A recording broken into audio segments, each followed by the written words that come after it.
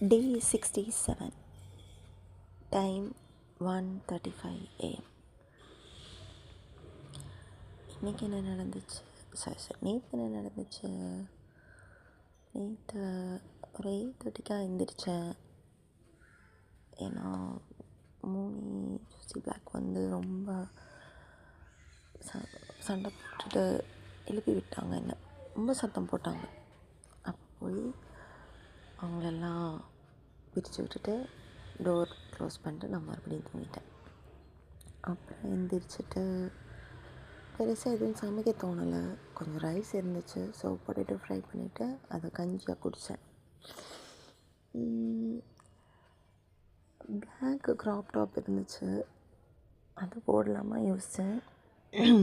அதுக்கப்புறம் ரொம்ப நாள் ஆச்சு ஒயிட் ஃப்ராக் போட்டேன்னா ஒயிட் ஃப்ராக் போட்டேன். ஏன்னா என்கிட்ட ஒரு ஹேர் வைன் ஆக்சசரி இருந்துச்சு, அது போடணும் ரொம்ப நாளாக ஆசையாக இருந்துச்சு. அதனால் அதை போட்டுட்டு ஆஃபீஸ் போனேன். நல்லா இருந்துச்சு, எனக்கு ரொம்ப பிடிச்சிருந்தது. கேபில் தான் போனேன், ரேப்பிடோ புக் பண்ணிட்டு போனேன். செம்ம வெயில். ஆஃபீஸ் போயிட்டு ஒரு அட்டெண்டன்ஸ் போட்டுட்டு சந்துட்டையும் சரவன்ட்டையும் கொஞ்சம் நேரம் கேரம் ஆடினேன். தனியாக ஆடினேன், ப்ராக்டிஸ் பண்ணேன் கொஞ்ச நேரம். அதுக்கப்புறம்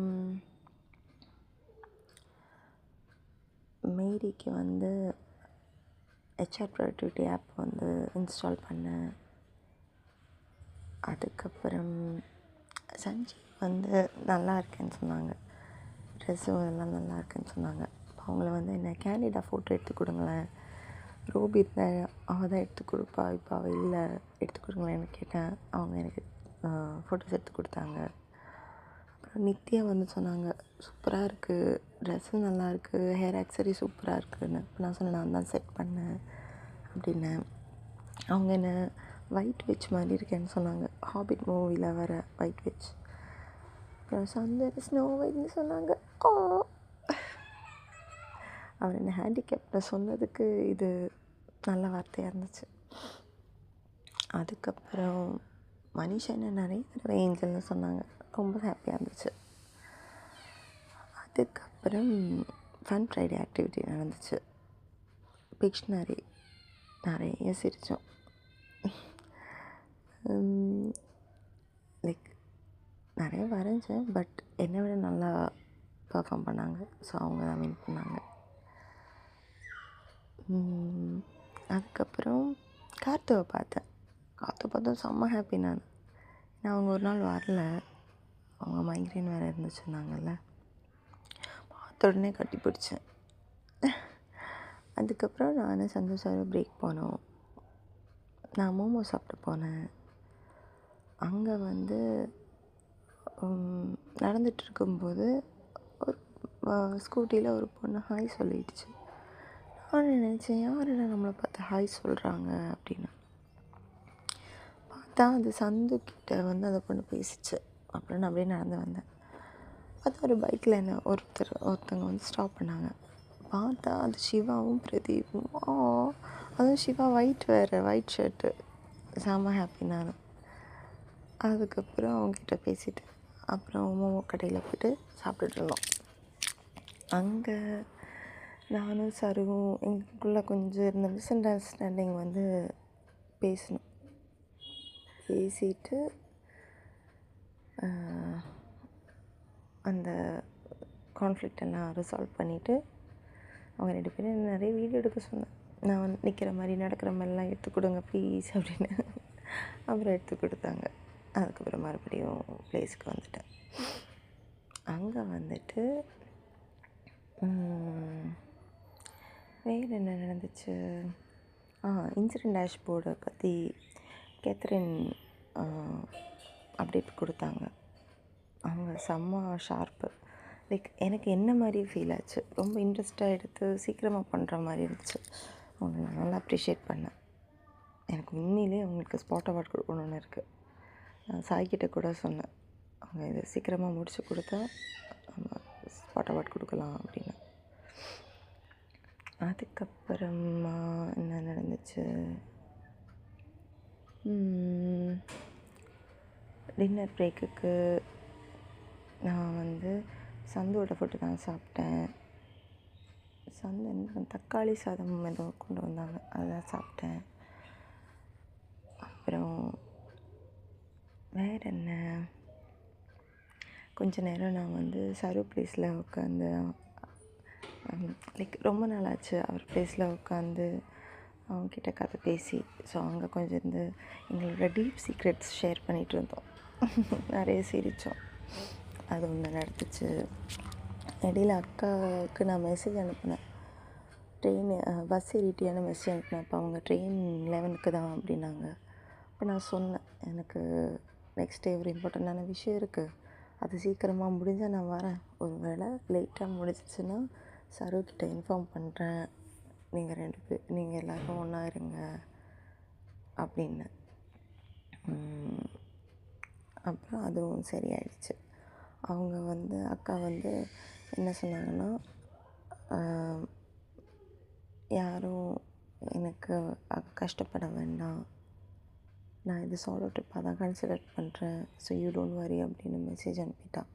எனக்கு ஒரு மாதிரி ஆயிடுச்சு, பட் பரவாயில்ல, எப்படியாவது அதை ஃபிக்ஸ் பண்ணிக்கணும்னு தோணுச்சு.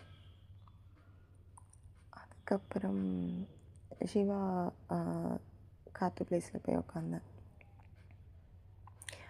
அதுக்கு முன்னாடி வந்து ஸ்கோர் கார்டு ப்ராஜெக்டுக்காக ஹரிக்கிட்ட கொஞ்சம் நேரம் பேசினேன். அப்புறம் நான் சொன்னேன், 3 மணி நேரத்தில் உங்களுக்கு பண்ணி கொடுத்தேன், ஒரு அப்ரிசியேஷன் மெயில் கூட போடலை, தேங்க்யூ கூட சொல்லலை, ரொம்ப கஷ்டம் ஹரி அப்படின்னு சொன்னேன்.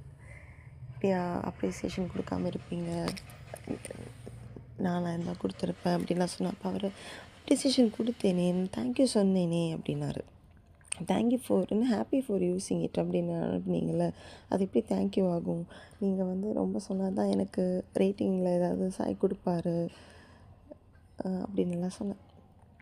அதுக்கப்புறமா அவர் கை கொடுக்க வந்தார், நான் வந்து கை கொடுக்கல. அப்புறம் என்னோடய லேப்டாப் ஸ்கின் ஒட்டியிருந்தேன், அது நல்லா இருக்குன்னாரு. நான் சொன்னேன், நான் தான் ஓட்டினேன்.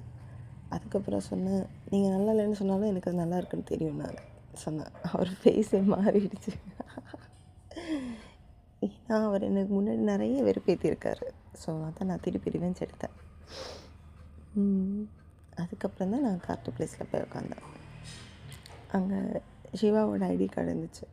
அவர் அது கொஞ்சம் பொறுமையாக தள்ளி வச்சுட்டு லேப்டாப் வச்சேன். இப்போ நான் சொன்னேன், சிவாவுக்கு வலிக்கும், பார்த்து வைக்கணும் அப்படின்னு சொல்லி கார்த்துவை வெறுப்பேற்றினேன். அதுக்கப்புறம் கார்த்து வந்து சரி அப்படி சொல்லிட்டு ஐடி கார்டை கீழே போட்டாங்க. ஐயோ சிவாவுக்கு வலிக்கும்னு சொல்லி மறுபடியும் எடுத்து வச்சேன். அதுக்கப்புறம் நாங்கள் பேசிகிட்டே இருந்தோம். அப்புறம் சிவா வந்தாங்க. அவர் வந்த உடனே டைரியில் பெண்ணெல்லாம் எடுத்து எதுவும் எழுதிட்டு இருந்தார். பார்த்தா எனக்கு கவிதை எழுதியிருக்காரு. நிலா கம்பேர் பண்ணி இதெல்லாமோ கவிதை கம்பேரில் நான் நிலா மாதிரி இதெல்லாமோ எழுதினார். நல்லா இருந்துச்சு கவிதை. அதை கவிதை சொல்லி நிறைய நேரம் சிரித்தோம். அதுக்கப்புறம் மும்பை கதை சொன்னோம். இடையில ரோபி ஃபோன் பண்ணாங்க, சரியாக பேச முடியல. அதுக்கப்புறமா எனக்கு ரொம்ப கஷ்டமாக இருந்துச்சு, சாவும் சிவாவும் பேச மாட்டாங்க அப்படின்னு.